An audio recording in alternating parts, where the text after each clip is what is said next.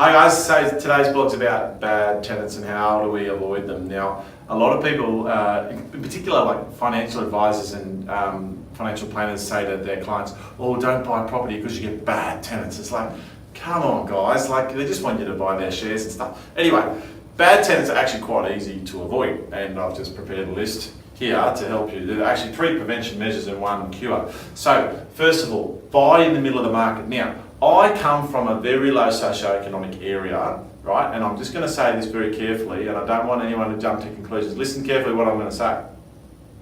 Bad people, right, are usually poor people.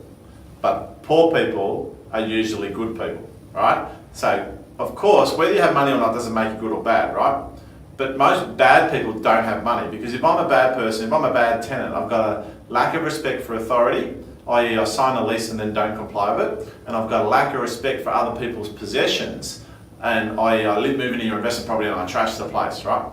So if I have those 2 qualities, that's going to affect other aspects of my life, like my employment, and I'm not going to be a very highly paid job. Does that make sense? Okay, so if we stay away from the low end of the market, we're going to stay away from most of the bad people. Properties in the lower end of the market are a bad investment anyway, for a number of reasons. Bad tenants is one, but maintenance costs is another, and poor capital growth is another. But so generally stay away from low end of the market, go to the middle of the market and get a brand new property in the middle of the market, and you're not going to have problems with bad tenants.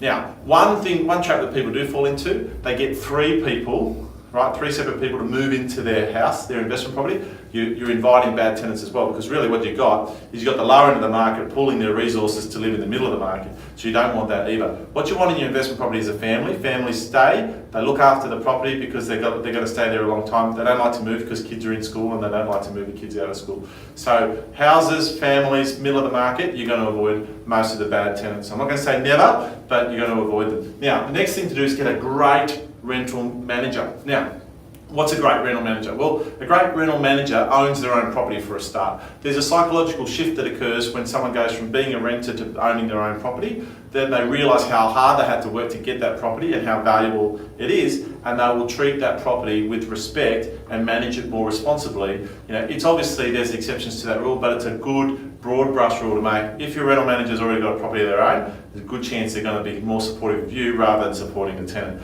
When people are poor and they don't own any property, they tend to sort of stick together and side with the tenant. And you don't want your rental manager doing that. You pay the rental manager, they need to work for you. That's the first thing. Now, a great rental manager also doesn't have too many properties to manage. In the property investment, property rental management game, it's quite tempting for companies to have a minimum amount of staff looking after a maximum amount of properties, because staff are a cost and properties are an income. Now, what you've got to do is just make sure that they haven't done that too badly. You need to ask them how many staff they've got and how many properties they're managing, and work out what their ratio is. If their ratio is no more than about 150, that's about right. If they're going north of 150 properties per employee, then start to worry, because they're going to have to cut corners, and some of the corners they may cut is the inspections on your property that they're supposed to do for you. And if you've got an investment property and you're watching this now, it might be worth just checking how many inspections has your rental manager done for you lately, because one of the ways that rental managers cut corners to save costs and make money is not doing your rental inspection.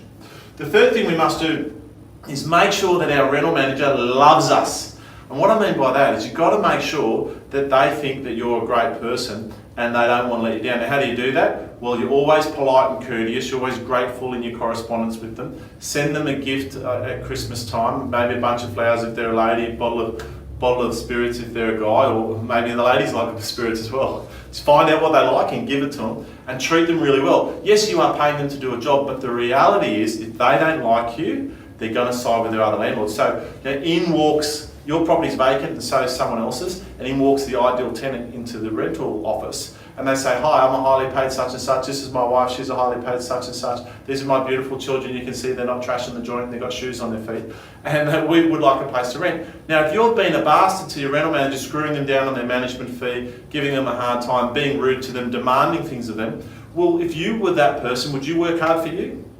No, you wouldn't, right? So what you want to be, even though it might be painful for you, you want to be really nice to your rental manager so that they love you and bend over backwards. And when they love you, they won't put a bad tenant in because they've been in the game long enough. They know what a bad tenant looks like. They can see from their profile, they'll look at their rental history, and they won't give you the tenant. Now, these are your prevention measures. Middle of the market, great rental manager, then make sure they love you. Now, this is your cure. If you get a bad tenant, always make sure you've got cash reserves and make sure you've got landlord's insurance. Now, landlord's insurance, you can claim against for any damages that a bad tenant may do to your place, and any lost rent and any damages. But the problem with that is it takes time to pay out, right? And there may be an excess in your insurance policy. So what we need to do is make sure we're still maintaining some cash reserves. And if we get a bad tenant, we ruthlessly get rid of them as fast as possible, and then we immediately use our own cash to fix the property, get it back on the market and rent it again. So we get the tradies in there the very next day,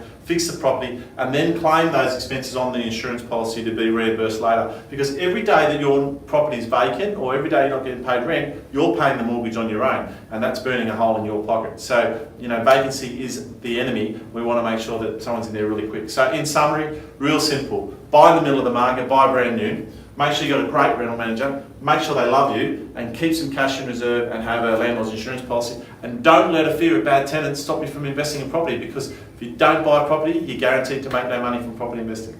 Cheers.